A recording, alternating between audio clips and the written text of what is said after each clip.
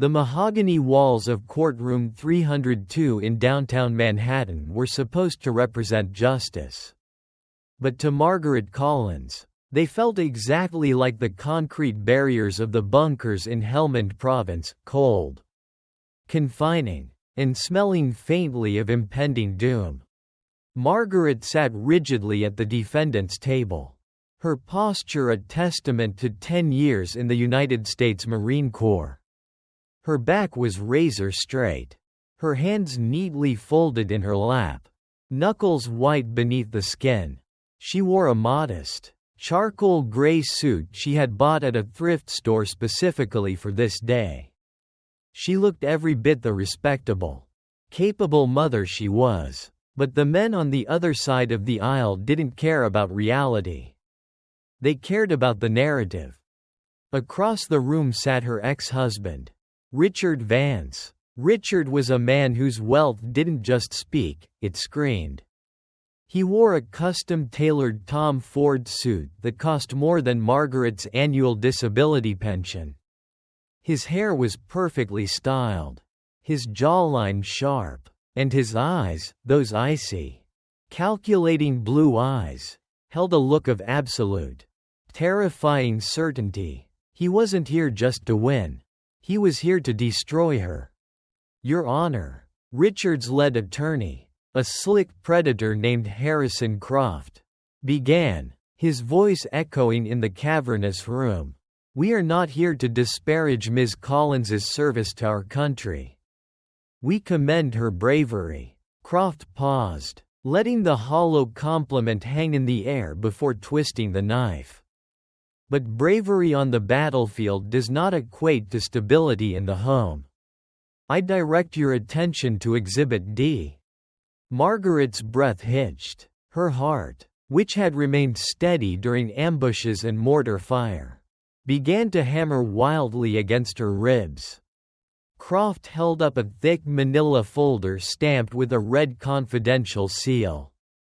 These are Ms. Collins's medical and psychological evaluations from the Department of Veterans Affairs, obtained through a court order.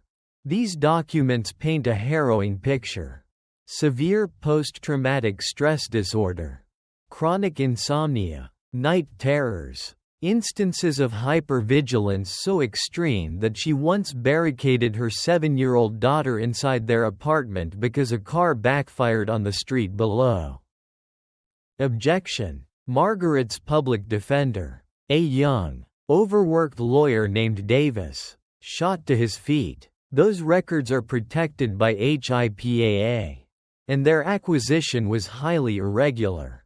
Furthermore, my client has been in active, successful therapy for over 2 years. Overruled, the judge stated flatly, peering over his reading glasses. The child's safety is the court's primary concern. Continue, Mr. Croft. Margaret felt the blood drain from her face. They had her files, the intimate, agonizing confessions she had made to her VA therapist, the nightmares of the sand. The blood, the friends she couldn't save, were now being weaponized. Richard had used his millions to pry open the darkest corners of her mind, dragging her trauma into the fluorescent light of a courtroom to steal her daughter. Ms. Collins is a deeply damaged individual. Your Honor, Croft continued, his voice dripping with faux sympathy. She is a ticking time bomb. My client, Mr. Vance, offers a stable, luxurious, and, most importantly, safe environment for young Ruby. A child cannot be raised in a war zone, even if that war zone is entirely inside her mother's head.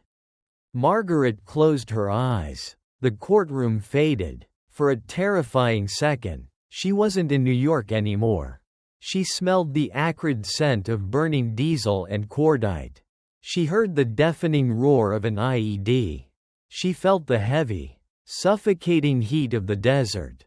But then, a soft, small voice pierced through the phantom noise. Mommy? Margaret's eyes snapped open. Sitting in the gallery, Clutching a worn-out stuffed rabbit was 7-year-old Ruby. Her big, hazel eyes, a mirror image of Margaret's, were wide with confusion and fear. Margaret forced a warm, reassuring smile onto her face. Though it took every ounce of her willpower, she nodded at her daughter, mouthing the words, "I love you." But the gavel fell, and the sound shattered Margaret's world faster than any bullet ever could. Based on the overwhelming evidence regarding the mother's mental instability, the judge intoned, his voice devoid of emotion, sole legal and physical custody of the minor child, Ruby Collins, is hereby awarded to the father, Richard Vance. Ms. Collins is granted supervised visitation, pending a 6-month psychiatric review. Court is adjourned. Bang! The sound echoed. It was over. Just like that. No, Margaret whispered, the word tearing from her throat. No, you can't. She stood up, her chair scraping violently against the hardwood floor. Before she could take a step toward Ruby, 2 court bailiffs stepped in her path, hands resting cautiously on their duty belts. They saw her not as a grieving mother, but as a potential threat, a trained killer with a broken mind. "Margaret, don't," her lawyer whispered, grabbing her arm. "If you fight them now, you prove Richard right. You'll never see her again." Margaret froze. The military discipline ingrained in her very DNA warred with the primal, maternal instinct to tear the room apart. She locked eyes with Richard. He was smiling, a microscopic, triumphant smirk reserved just for her. He walked over to Ruby, took her small hand, and led her toward the heavy oak doors. "Mommy," Ruby cried out, digging her sneakers into the floor, looking back over her shoulder. "Mommy, I want to go home. I want to go with you. I'll come for you, baby," Margaret shouted, tears finally breaking free, burning her cheeks. "I promise you, Ruby, I will come for you." The doors swung shut, cutting off her daughter's cries. Margaret stood in the empty courtroom, the silence pressing down on her like a physical weight. She had lost. The system, manipulated by money and power, had stripped her of the only thing that kept her tethered to the world. 3 hours later, the sky over Brooklyn unleashed a torrential downpour, matching the bleakness of Margaret's soul. She sat in the dark in her small, 2-bedroom apartment. Ruby's bedroom door was open, revealing a neatly made bed covered in dinosaur blankets. The silence in the apartment was deafening. Margaret sat at her small kitchen table, a glass of cheap whiskey untouched in front of her. Spread out across the table were copies of the court documents Davis had handed her. She stared at the VA psychological evaluation. Something wasn't right. Margaret's grief began to recede, replaced by a cold, familiar clarity. The haze of sorrow gave way to the sharp, hyper-focused state of mind that had kept her alive in combat. She traced her finger over the signature of the authorizing psychiatrist on the document. Dr. Aris Thorne. She had never been treated by a Dr. Thorne. Her therapist was a woman named Dr. Evans. Margaret grabbed her laptop, her fingers flying across the keys. She bypassed standard search engines, digging into the deeper databases she had learned to navigate during her time working alongside military intelligence. 10 minutes later, she found him. Dr. Aris Thorne wasn't just a psychiatrist. He was a highly paid consultant who sat on the board of a pharmaceutical company. A company heavily funded by Vance Enterprises, Richards Corporation. The medical records hadn't just been unsealed.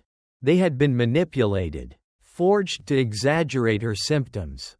Richard hadn't just bought a legal victory, He had orchestrated a surgical strike against her life. Why? Richard hadn't wanted anything to do with Ruby for the past 5 years. He was too busy building his empire and dating supermodels. Why the sudden, desperate, and illegal push for sole custody? He didn't want a child. He wanted leverage, or he was hiding something. And Ruby was the perfect shield. A sudden sound interrupted her thoughts. It was faint, barely a whisper over the sound of the rain lashing against the window pane. But to Margaret's trained ears, it was as loud as a siren. The subtle, metallic click of the deadbolt on her front door being picked. Margaret didn't panic. She didn't gasp. Her breathing instantly slowed to a steady, controlled rhythm. The weeping mother vanished. The Marine took over. She slid out of her chair without making a sound, moving into the shadows of the hallway. She reached under the false bottom of the hallway console table, her hand wrapped around the cold, comforting grip of a heavily modified Sig Sauer P226. She chambered around, the sound muffled by the rolling thunder outside. The front door creaked open. A sliver of hallway light spilled into the apartment, followed by the silhouette of a man. He moved with practiced silence, holding a silenced pistol leading his way. This wasn't a burglar. This was a professional cleaner. Richard wasn't taking any chances. He had taken her daughter. And now he was erasing the mother to ensure the truth never came to light. The intruder took 2 steps into the living room, his head swiveling, scanning the darkness. He never saw her coming. Margaret lunged from the shadows with explosive speed. She didn't shoot. Gunfire, even suppressed, was messy and attracted attention. Instead, she grabbed the wrist holding the gun, twisting it upward with a brutal, sickening snap. The man grunted, dropping his weapon. Before he could react, Margaret drove her knee into his abdomen, grabbed the back of his tactical jacket, and hurled him face first into the hardwood floor. She pressed her knee into his spine. The barrel of her Sig Sauer pressed firmly against the base of his skull. "If you move, you die," Margaret whispered, her voice colder than the rain outside. "Who sent you?" The man groaned, spitting blood onto the floor. "You're dead, Collins. Vance wants you gone. You have no idea what you're up against." Margaret pulled back the hammer of her gun. A dangerous, feral light ignited in her eyes. Richard had made a fatal miscalculation. He thought her PTSD made her broken. He thought it made her weak. He forgot that her trauma wasn't born from being a victim. It was born from being a warrior. "No," Margaret said quietly, leaning down so her lips were inches from the hitman's ear. "Richard has no idea what he's up against. Tell him I'm coming. Tell him I'm bringing the war to his front door." Margaret knocked the man out with a swift strike from the butt of her pistol. She stood up, looking at the rain-streaked window. She had lost her daughter in the courtroom today. But she was going to get her back. Outside the law, outside the rules. Margaret Collins was going to war. And God help anyone who stood in her way. The rain lashed against the windows of the Brooklyn apartment, sounding like tiny, merciless bullets. Margaret stood over the unconscious hitman sprawled on her hardwood floor. The primal, suffocating rage of a mother who had just had her child ripped away was boiling in her veins.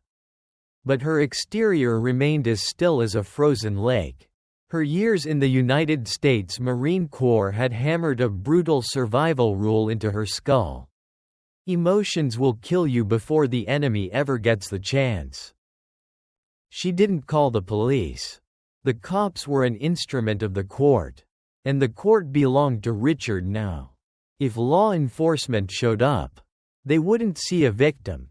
They would see an unfit mother with a history of PTSD standing over a brutally beaten man. Her word wouldn't mean a damn thing. Crouching down, Margaret methodically patted down the intruder. She pulled out a burner phone, a modified Glock 19 fitted with a suppressor, and a wallet stripped of all identification. The only thing inside was a blank, black magnetic security keycard. He was a ghost, a professional cleaner, hired to sweep away the messes Richard's money couldn't legally cover. She dragged his dead weight down the hall and hoisted him into the cold porcelain of the bathtub. Moving with practiced, mechanical efficiency, she pulled heavy-duty tactical zip ties from the bathroom drawer and bound his wrists and ankles together. Then, she reached up and cranked the shower dial to cold, blasting freezing water directly into his face. The man jerked awake, coughing and gasping for air. He thrashed instinctively, only to realize he was hogtied and utterly helpless. Blood trickled from the corner of his mouth, washing away down the drain. Margaret dragged a small stool into the bathroom and sat down, putting herself exactly at his eye level. His own Glock was resting in her hand, the muzzle tapping a slow, rhythmic beat against the side of the tub. "You have 2 minutes," Margaret said. Her voice was flat. She didn't yell. She didn't try to sound intimidating. It was just a cold, undeniable fact. "Where is Richard keeping my daughter?" The hitman flashed a bloody, arrogant smirk. "You're a dead woman, Collins. When I don't check in tonight, that's the signal. The cleanup crew will come. You can't fight Vance. He has money. He has power. And now, he has your kid." Margaret's eyes went dark. She didn't hesitate. Her hand shot out, her thumb pressing viciously into a cluster of nerves right below his collarbone. An excruciating submission technique designed to inflict maximum agony without leaving a single bruise. The hitman screamed, a strangled, guttural sound as his muscles locked up in violent spasms. "I have interrogated insurgent snipers hiding in 120-degree caves in the Middle East," Margaret whispered, leaning in so close he could see the absolute zero in her eyes. "Do you really think your bought and paid for loyalty holds a candle to theirs? Answer the question. Where is Ruby?" Staring into the soulless, machine-like gaze of the woman above him, the hitman's hardened facade finally cracked. He realized, with a sickening drop in his stomach, that he wasn't dealing with a desperate, grieving soccer mom. He was dealing with a Marine gunnery sergeant who had nothing left to lose. "The estate," he gasped out, shivering violently from the cold water and the shock. "The East Hampton estate. He took her there straight from the courthouse."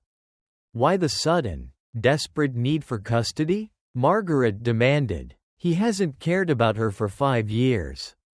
The man swallowed hard. "Switzerland. Early day after tomorrow. He's taking a private jet to Geneva. The FBI is secretly building a money laundering case against him. If he leaves the country with legal custody of the kid, he can settle there, use her as the perfect family cover to dodge extradition." Margaret's heart stopped for a fraction of a second. Switzerland. If Richard dragged Ruby across international lines, she would lose her daughter forever. International law would protect him. His billions would turn Ruby into a canary trapped in a gilded cage. Nothing more than a prop for his public image. She had less than 48 hours. Margaret stood up. She ripped a strip of duct tape from a roll on the counter and slapped it hard over the hitman's mouth, ignoring his wide, pleading eyes. "Stay put," she said flatly. Margaret walked out of the bathroom and straight into her bedroom. She dropped to her knees, pulled back the faded area rug, and wedged a utility knife into the crack between the floorboards. She pried two of them up, revealing a heavy-duty, black Pelican case. It was a ghost from a past life, something she had sworn never to open again the day she was honorably discharged. Her hands trembled slightly as she spun the dials on the combination lock. Ruby's birthday. Click. The lid popped open. Inside were no mementos of motherhood. It was the inheritance of a warrior. Stacks of untraceable cash, 4 forged passports with different aliases, a lightweight, black Kevlar tactical vest, spare magazines, and a weathered Ka-Bar combat knife. The black coating on the blade worn away from too many close calls. Margaret stripped off the cheap, respectable thrift store suit she had worn to court. As the fabric hit the floor, she shed her vulnerability and the 5 years of quiet endurance right along with it. She strapped the Kevlar vest over her chest, tightened the Velcro, secured the stolen Glock into a drop leg holster, and slid the Ka-Bar into her belt. Before leaving, she walked into Ruby's room. It was dark, and the faint, sweet smell of strawberry body wash still hung in the air. Margaret stepped up to the small pink desk. Sitting perfectly center was a crayon drawing Ruby had finished just last night. It depicted a woman in green camouflage holding a massive, glowing shield over a tiny girl, protecting her from dark, angry clouds. At the bottom, written in the clumsy, sprawling letters of a 7-year-old, were the words, "Mommy is my superhero." Tears blurred Margaret's vision, but she blinked them back, refusing to let them fall. She carefully folded the drawing and tucked it into the chest pocket of her tactical vest. Directly over her heart, the Kevlar could stop a bullet. But this piece of paper was the only armor that would keep her from shattering. "I'm coming, my little superhero," Margaret whispered to the empty room. She walked back out to the living room, picked up the landline, and dialed the NYPD anonymous tip line. "There's an armed intruder subdued at apartment 4B, 112 Elm Street. He has outstanding warrants," she said rapidly, and hung up. The police would be here in 10 minutes. They'd find the hitman, run his prints, and throw him in a holding cell, completely cutting him off from Richard for at least the next 24 hours. It bought her a precious window of time. Margaret slung a black tactical backpack over her shoulders and pulled her hood up, casting her face in deep shadow. She slid the window open and stepped out onto the rusted iron fire escape. The New York night howled, the driving rain instantly swallowing her silhouette into the pitch black. The hunt had officially begun. The drive to East Hampton took 2 hours. But to Margaret, it felt like 2 lifetimes. She hadn't taken her own battered Ford pickup. That would be too easy to track. Instead, she had hot-wired a nondescript, 10-year-old Honda Civic from a long-term parking lot in Queens. The pouring rain acted as her only ally, washing away tire tracks and blurring the vision of the few other drivers brave enough to be on the Montauk Highway at 3 in the morning. As she crossed into the Hamptons, the landscape shifted. The cramped, neon-lit streets of the city gave way to sprawling, heavily wooded estates hidden behind massive stone walls and wrought iron gates. This was the playground of the elite, a place where money bought isolation, silence, and immunity. Richard's estate, the Point, sat on a jagged cliff overlooking the churning Atlantic Ocean. It was a fortress disguised as a modern architectural marvel. Margaret killed the Civic's headlights a mile down the road and pulled onto a muddy utility access path, hiding the car deep within a grove of weeping willows. She stepped out into the freezing downpour. The storm was a blessing. The heavy rain would mask the sound of her footsteps and scramble the thermal imaging cameras she knew Richard would have installed. She moved through the dense woods with the silent, fluid grace of a ghost. The heavy Kevlar vest pressed against her chest. The bar knife resting against her hip like an old, trusted friend. Every sense was dialed to the maximum. She smelled the salt of the ocean, the wet pine, and the faint, metallic scent of ozone. 10 minutes later, the tree line broke, revealing the perimeter. A 10-foot-high limestone wall surrounded the property. High-definition security cameras swept the grounds in slow, overlapping arcs. Margaret crouched in the tall grass, her eyes tracking the mechanical rhythm. 6 seconds of blind spot. She calculated, not enough time to climb. But she didn't need to climb. She reached into her tactical vest and pulled out the black magnetic keycard she had stripped from the hitman in her bathroom. Margaret sprinted across the open lawn during the 6-second window, her boots sliding in the mud, and flattened herself against a heavy steel service door set into the wall. She swiped the card. A small LED light flipped from red to green. Click. She slipped inside just as the camera swung back toward her. The grounds of the estate were sprawling and meticulously manicured. Even in the dead of night, through the sheets of rain, the massive, glass-fronted mansion glowed like a sterile lantern. Margaret pressed herself against the shadows of a sculpted hedge. 2 figures emerged from the gloom, walking the perimeter. They wore heavy dark rain gear, carrying short-barreled tactical rifles on chest slings. They weren't standard rente cops, they moved with a disciplined, heel-to-toe tactical stride. Private military contractors, mercenaries. Richard had hired a small army.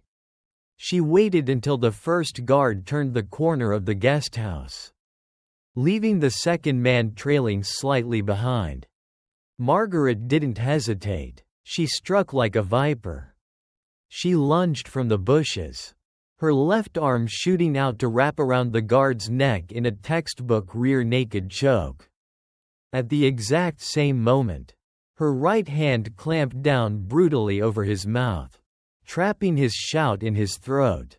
She dragged him backward into the darkness of the hedges, wrapping her legs around his waist to control his thrashing.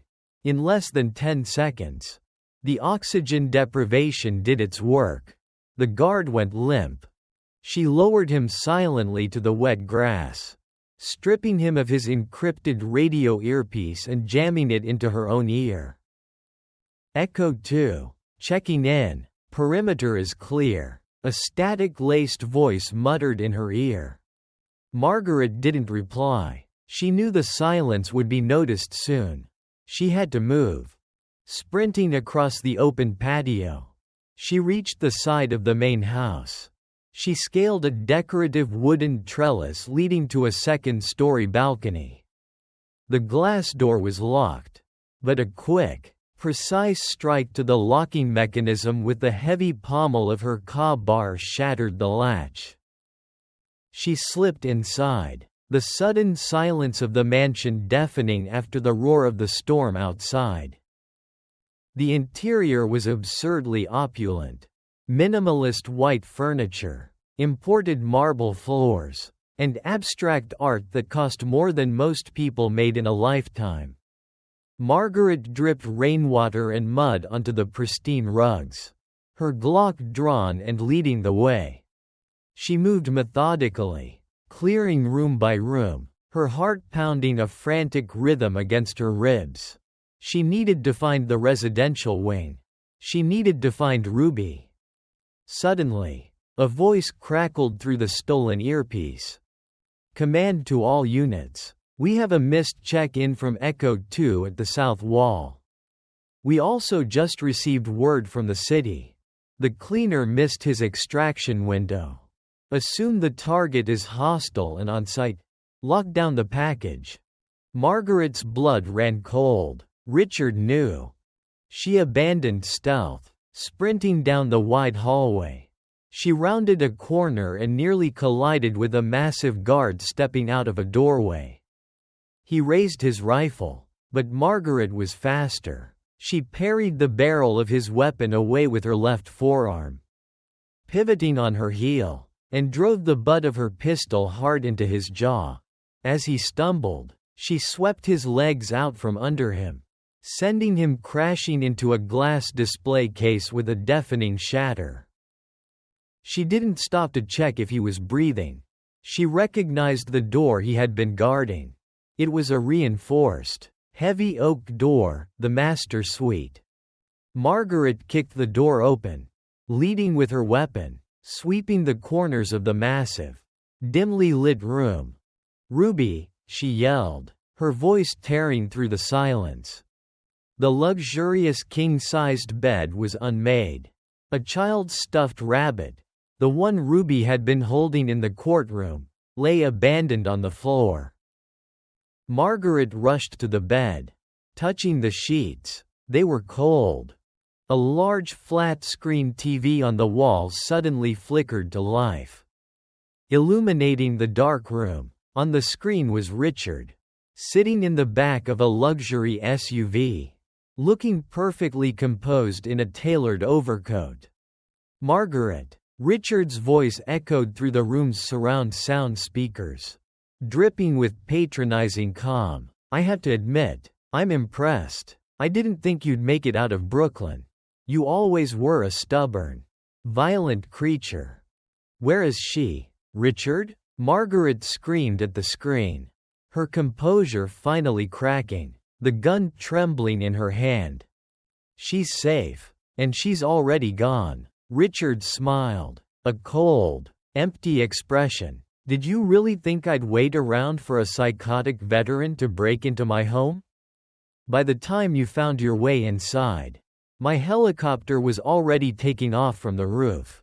We are currently en route to Teterboro Airport. The jet is fueled and waiting." Margaret stared at the screen, the air leaving her lungs. "The police are on their way to the estate." "Margaret, armed trespassing, assault, attempted kidnapping. You just proved to the world exactly why you shouldn't be allowed within 100 miles of our daughter. Goodbye, Margaret." The screen went black. In the distance, over the sound of the rain, Margaret heard the faint, approaching wail of police sirens. She looked down at the stuffed rabbit on the floor, picking it up with shaking hands. Richard thought he had won. He thought he had trapped her. Margaret tucked the rabbit into her tactical vest, right next to Ruby's drawing. Her sorrow vanished, instantly replaced by a blinding, terrifying resolve. She had 20 minutes before the police surrounded the estate, and less than an hour before Richard's plane left American airspace forever. She checked her magazine, chambered around, and turned toward the window. She wasn't just a mother anymore. She was a weapon, and she was going to tear the sky apart to get her daughter back. The piercing wail of police sirens tore through the soaked East Hampton night. Flashing red and blue lights painted the pristine white marble walls, signaling that the net was rapidly closing in. Margaret stood in Richard's empty master suite, her knuckles white as she gripped Ruby's stuffed rabbit. She knew the police weren't the real enemy. They were just unwitting pawns being manipulated by Richard's narrative. Getting into a shootout with law enforcement wouldn't just destroy any chance of getting Ruby back. It would turn Margaret into the exact monster Richard had described in court. She had to get out. And she had to do it now. The clock was ticking. 45 minutes until Richard's private Gulfstream took off from Teterboro Airport in New Jersey. Margaret spun on her heel and sprinted out of the bedroom. Instead of backtracking, she headed straight down to the basement.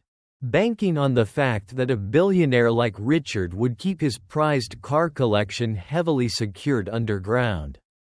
She kicked open the heavy steel door, stepping into a massive, climate-controlled garage as the motion sensor LED lights flickered on. A Lamborghini, a Ferrari, a polished Rolls-Royce. But Margaret's eyes immediately locked onto a matte black Porsche 911 Turbo SA machine built for pure, unadulterated speed, a stealth fighter on wheels. She smashed the glass of the wall-mounted key box with the butt of her pistol and snatched the fob bearing the Porsche crest. Sliding into the driver's seat, she punched the ignition. The twin-turbo flat-six engine roared to life with a deep, violent growl, like a caged beast finally let off its leash. Crash! The main doors upstairs splintered and gave way. The heavy, rhythmic thud of SWAT tactical boots thundered across the hardwood floors. "Police! Drop your weapons!" a voice boomed through a megaphone, echoing down the hallways. Margaret hit the garage door switch. The metal door had barely risen 3 feet when she hammered the gas pedal to the floor. The Porsche screamed, tires aggressively biting into the polished concrete and kicking up a cloud of burnt rubber. The car shot under the rising door, clearing the roof by mere inches, and launched out into the blinding rain. As she rocketed up the driveway, 3 NYPD cruisers skidded to a halt, completely blocking the massive iron gates. Without a second of hesitation, Margaret killed her headlights, plunged into the pitch-black storm at over 100 miles an hour. She relied solely on the flashes of lightning and her razor-sharp survival instincts to navigate. Instead of ramming the police barricade, she jerked the steering wheel hard to the right. The Porsche tore across the meticulously manicured lawn, leaving deep trenches in the mud, heading straight for the heavy oak perimeter fence on the east side of the estate. "Suspect is fleeing east. We need air support," an officer yelled over the radio. Smash! The Porsche plowed through the thick wooden fence, sending splinters flying like shrapnel. The car caught a terrifying second of air before slamming violently onto the slick asphalt of the Montauk Highway. The undercarriage sparked against the pavement, but Margaret instantly wrestled back control, straightened the wheel, and vanished into the storm like a ghost. The Long Island Expressway, LI, at 4 a.m. was a wasteland of long-hauled trucks and howling crosswinds. But inside the cockpit of the Porsche, the air was turning into a pressurized vacuum. The panic was setting in. The image of Ruby's tear-filled eyes in the courtroom, the phantom sound of a helicopter carrying her daughter away, the copper smell of blood and burning sand from Afghanistan, it all started bleeding together. Her PTSD was clawing violently at her mind. Her heart hammered against her ribs like it was trying to break out. And her breaths became shallow and jagged.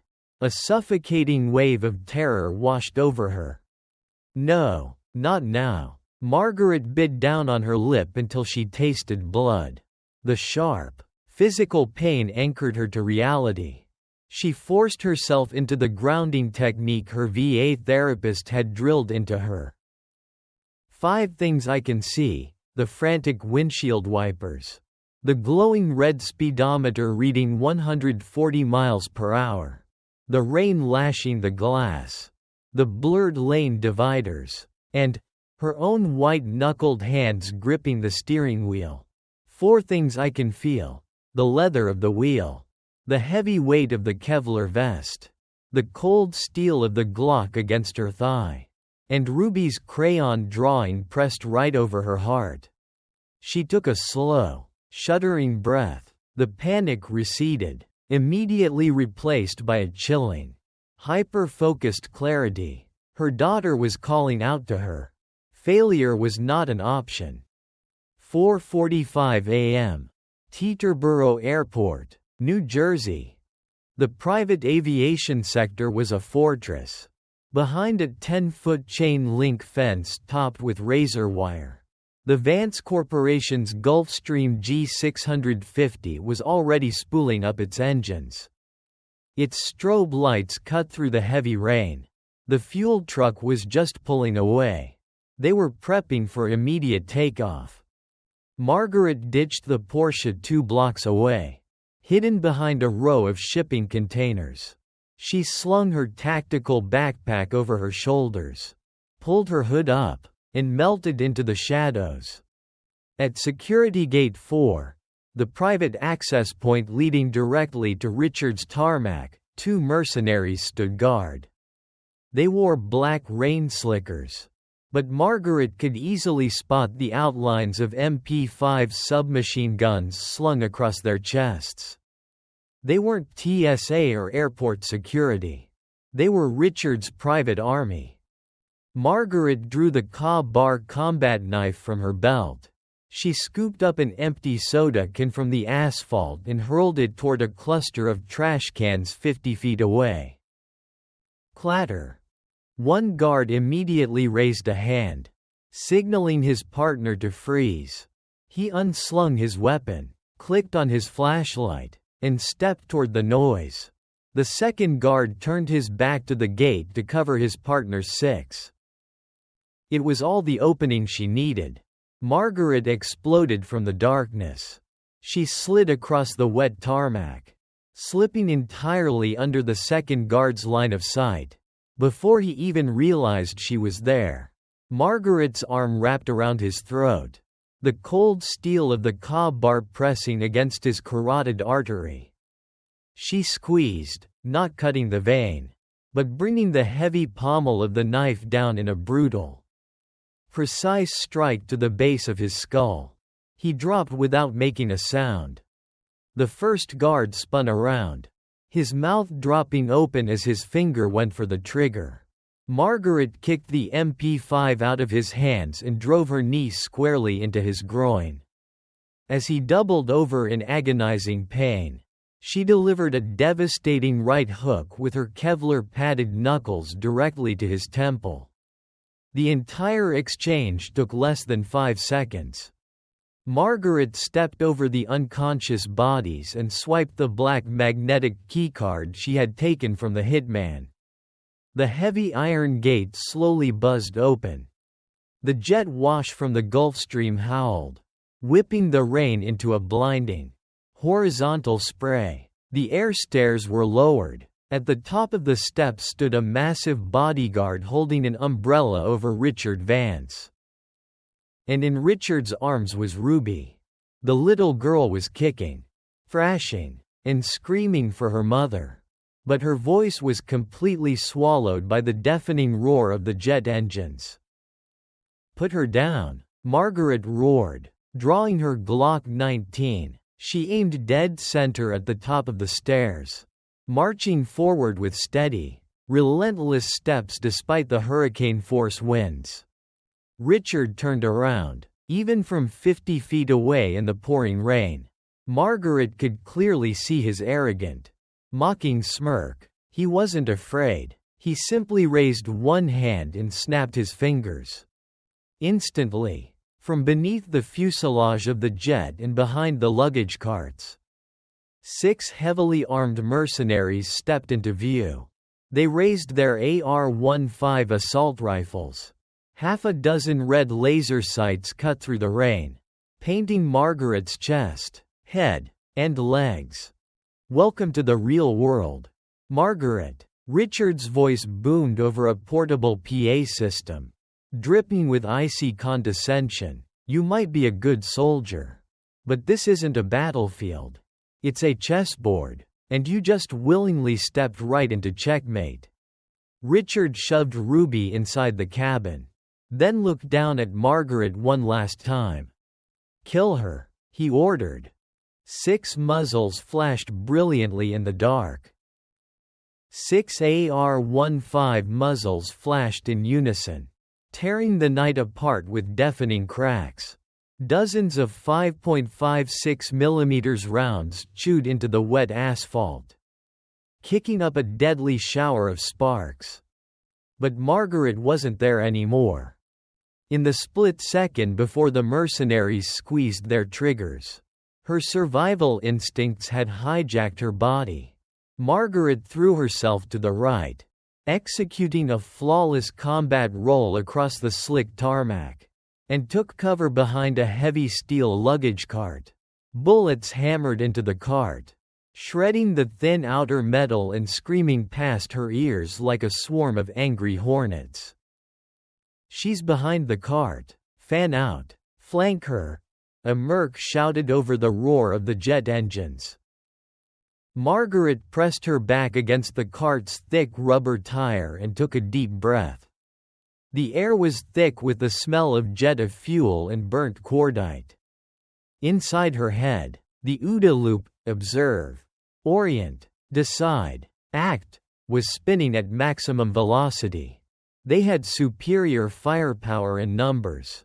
But they were overconfident, and most importantly, they were standing under the blinding glare of the tarmac floodlights, while she had melted into the shadows.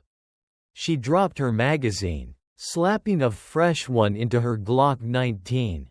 Click. Instead of returning fire at the men, Margaret leaned out from her cover, raised her weapon, and took aim at the two massive halogen light towers illuminating the apron.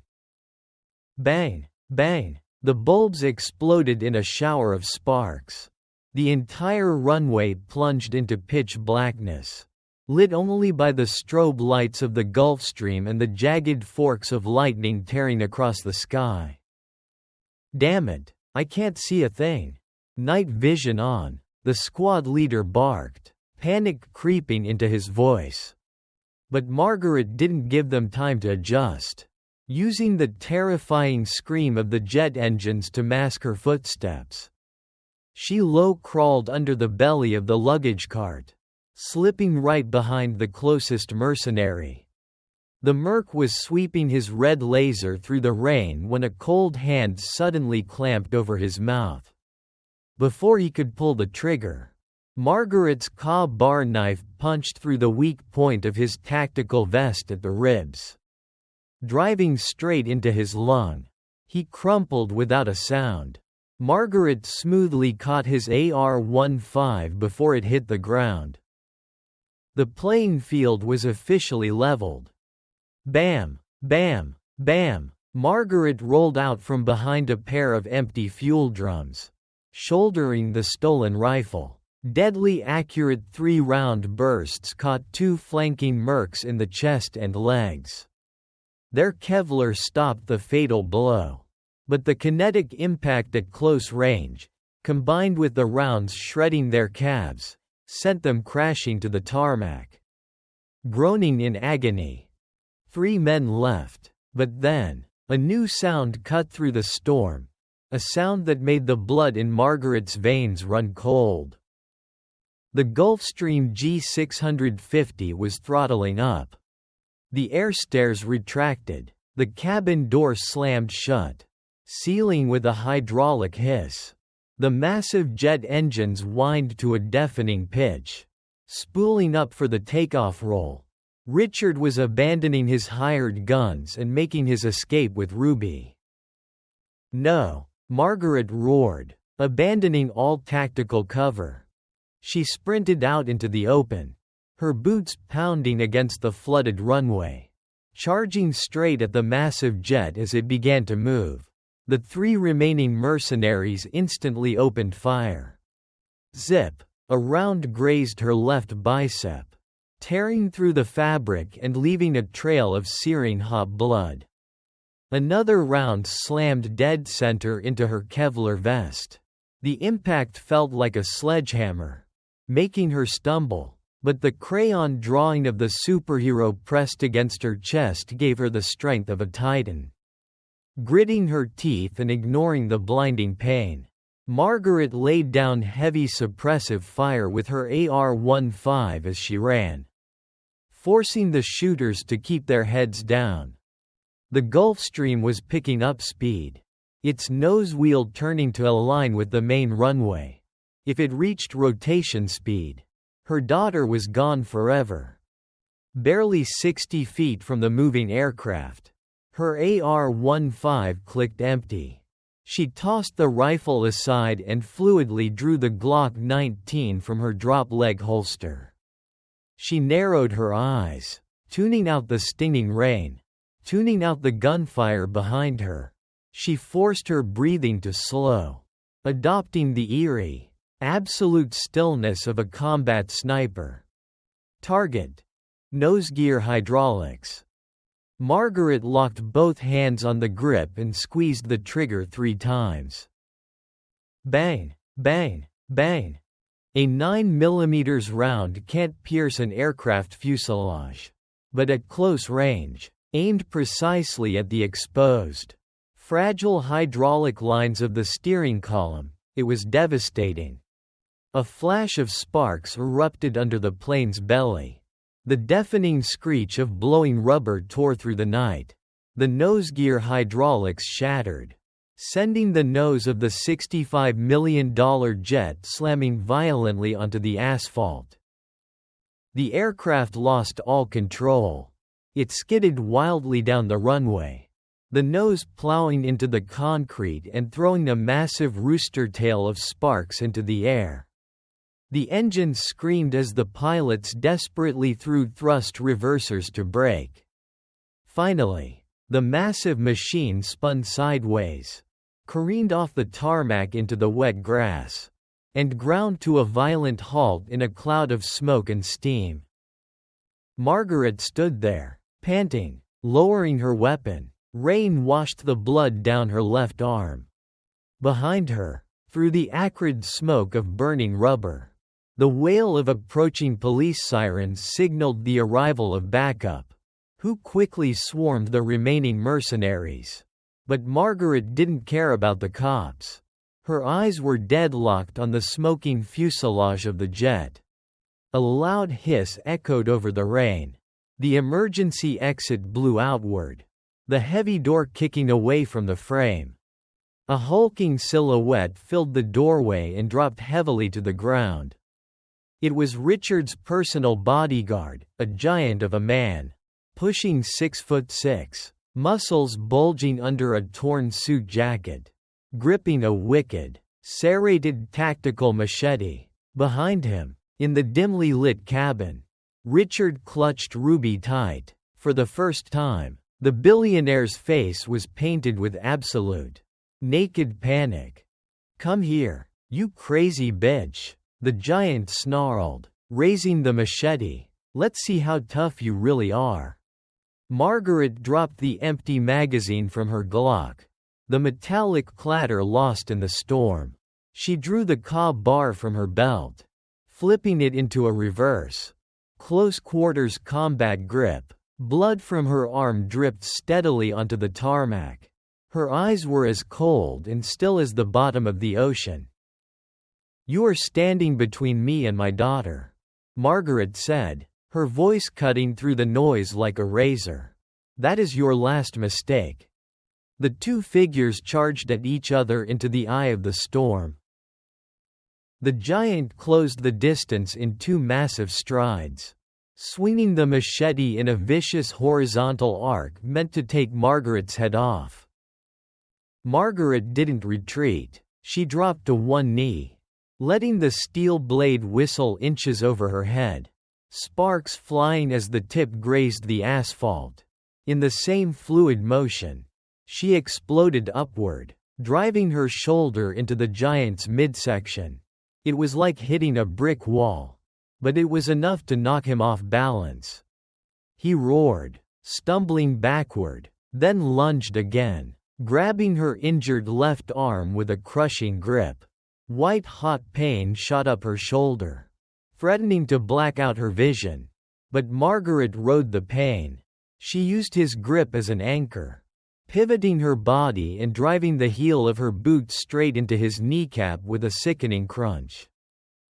The giant howled, his leg buckling wildly, as he dropped to one knee, bringing his face down to her level. Margaret didn't hesitate. She spun the bar knife in her hand and drove the heavy steel pommel hard into his temple. His eyes rolled back, and he collapsed face first onto the rain-slicked tarmac, out cold before he even hit the ground. Margaret stood over him for a split second, her chest heaving. She was running on fumes. Adrenaline, and sheer willpower. The sirens were deafening now. Police cruisers swarming the perimeter of the airfield. But they were still outside the fence. She turned and scrambled up the tilted, slick stairs of the disabled Gulfstream. Inside, the luxurious cabin was chaos. Emergency lighting bathed the cream-colored leather seats in an eerie red glow. Expensive crystal glassware lay shattered on the floor. At the far end of the cabin near the cockpit, Richard was backed against a bulkhead. He was holding Ruby in front of him, gripping her shoulders so tightly his knuckles were white. Ruby was sobbing, her face buried in her father's expensive coat, terrified by the crash and the gunfire. When Richard saw Margaret standing in the doorway, drenched in rain and blood, holding a combat knife, looking like an avenging angel risen from hell, his arrogant mask completely crumbled. The master of the universe was just a scared little man in a ruined suit. "Stay back," Richard shrieked, his voice cracking. He awkwardly pulled a small, chrome-plated .380 pistol from his coat pocket and pointed it shakily at Margaret. "I'll shoot. I swear to God. Margaret, I'll put you down like the rabid dog you are."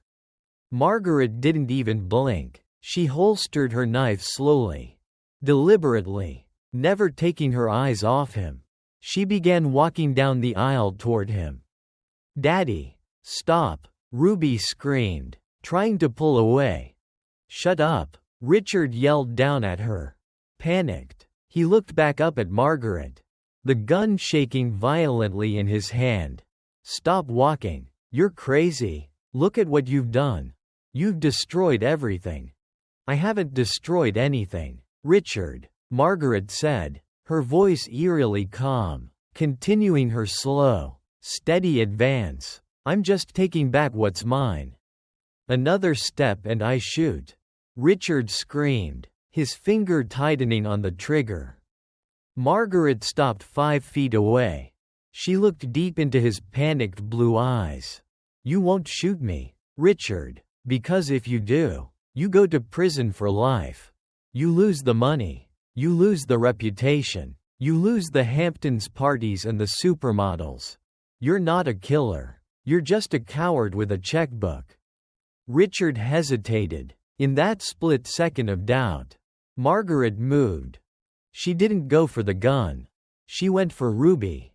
With lightning speed, she reached out, grabbed Ruby's arm, and yanked her away from Richard, spinning her behind her own body, shielding her. Richard panicked and jerked the trigger.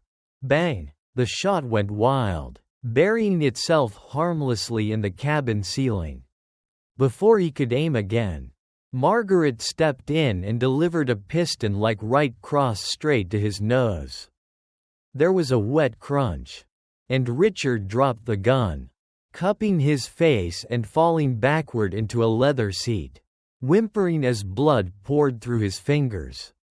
Silence fell over the cabin, broken only by the sound of the rain drumming on the fuselage. Margaret turned around and dropped to her knees.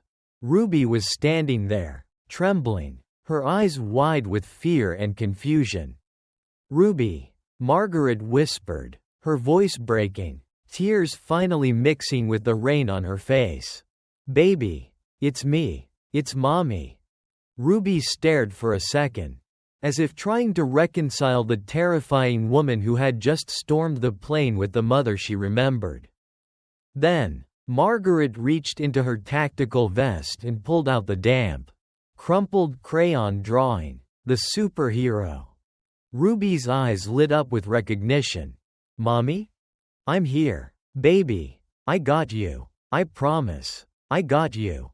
Ruby launched herself into Margaret's arms, burying her face in Margaret's blood-stained Kevlar vest. Sobbing uncontrollably, Margaret held her daughter tight, rocking her back and forth, burying her nose in Ruby's hair, breathing in the scent of strawberries and childhood that she thought she had lost forever. The war outside didn't matter. The pain in her arm didn't matter. Her world was whole again. Outside, tires screeched to a halt. Heavy boots thudded up the stairs. "Police. Armed police. Show me your hands." 4 tactical officers swarmed into the cabin. Assault rifles raised, flashlights blindingly bright. Margaret didn't let go of Ruby. She stayed on her knees, holding her daughter with one arm, and slowly raised her other hand in surrender. "It's over," she whispered into Ruby's ear as the police lights washed over them. "We won. Don't move. Keep your hands where I can see them," the lead SWAT officer barked. The blinding beam of his tactical flashlight pinned squarely on Margaret's face. The cabin of the Gulfstream was suddenly swarming with heavily armed police. The deafening roar of the jet engines finally whined down to a high-pitched hum as the flight crew cut the power. Margaret didn't flinch. She didn't argue. Her military training took over, overriding the adrenaline and the searing pain in her left arm. She slowly, deliberately unclasped her hands from Ruby, keeping her palms flat and facing outward. "My weapon is on the deck. I am unarmed," Margaret stated, her voice projecting with absolute, calm authority. "The man bleeding on the seat behind me is Richard Vance. He is attempting to flee federal jurisdiction with a kidnapped minor. Check his briefcase." "Arrest her," Richard shrieked from the back of the cabin. Clutching his shattered, bloody nose, he pointed a trembling, crimson-stained finger at Margaret. "She's an insane, violent veteran. She broke into my house. She shot up the airport. Look at what she did to my men. Arrest this psycho." 2 officers moved in, grabbing Margaret's arms and securing her wrists with heavy zip ties. She didn't resist. She kept her eyes locked on Ruby, who was now being gently scooped up by a female paramedic. "It's okay, baby," Margaret whispered, giving her daughter a reassuring nod. "Mommy's right here. We're going home." As the officers marched Margaret down the air stairs into the pouring rain, the flashing red and blue lights of a dozen police cruisers illuminated the carnage on the tarmac. The disabled jet, the groaning mercenaries, the shattered glass. It looked like a war zone. But as they reached the bottom of the stairs, a sleek, unmarked black SUV smashed through the airport gates, tires screeching as it drifted to a halt right in front of the police barricade. 2 men in dark suits and windbreakers stepped out. Emblazoned across their backs in bold yellow letters were 3 letters that changed the entire atmosphere on the tarmac: FBI. The lead agent, a tall, sharp-eyed man named Miller, flashed his badge at the local police captain. "Stand down, Captain. The Bureau is taking over this scene." "Like hell you are," the captain shot back. "We have a domestic terrorist situation here. This woman," Agent Miller interrupted, his voice dropping to a dangerous octave, "just handed us the biggest break in a 2-year federal investigation. Step aside." Miller walked over to Margaret, who was standing tall in the freezing rain, her Kevlar vest soaked in water and blood. He looked at her zip-tied wrists, then up at her face. "Gunnery Sergeant Collins, I presume?" Miller asked quietly. "Did you check my apartment?" Margaret asked, her voice steady. Miller nodded. "NYPD found your guest tied up in the bathtub right after you called in the tip." He started singing the moment we mentioned federal conspiracy charges. He gave us everything: the forged psychiatric evaluations, the bribes paid to Dr. Aris Thorne, and Richard's little plan to use your daughter as a human shield in Switzerland to dodge our money laundering indictments. Margaret let out a long, shuddering breath. The heavy, invisible weight she had been carrying for 5 years finally began to lift off her shoulders. "Richard Vance is in the cabin," Margaret said, nodding toward the plane. "Don't let him near a phone." Miller pulled a pocket knife and smoothly sliced the zip ties off Margaret's wrists. "You caused a hell of a lot of property damage tonight, Collins, but seeing as you just did the FBI's job for us, I think we can arrange full federal immunity. The paramedics are waiting. Go be with your kid." 3 months later, the morning sun filtered through the sheer curtains of Margaret's Brooklyn apartment, casting a warm, golden glow across the hardwood floors. It was a quiet, peaceful Sunday. No sirens, no gunfire, just the soft sound of cartoons playing on the living room TV. Margaret stood in the kitchen, pouring a cup of black coffee. She wore a simple white t-shirt, the fabric riding up just enough to reveal a faint, pink scar on her left bicep, a permanent reminder of the night she went to war. Her public defender, Davis, had called yesterday with the final update. Richard Vance had been denied bail, facing multiple federal charges including kidnapping, bribery, wire fraud, and conspiracy to commit murder. His high-priced lawyers were already talking plea deals. He was looking at 20 years in a federal penitentiary. The judge who had presided over their custody case was currently under investigation for corruption. The system was broken, but Margaret had smashed it to pieces and rebuilt it with her bare hands. "Mommy." Margaret turned around. Ruby came running into the kitchen, her bare feet padding softly against the floor. She was wearing mismatched pajamas and holding a brand new box of crayons.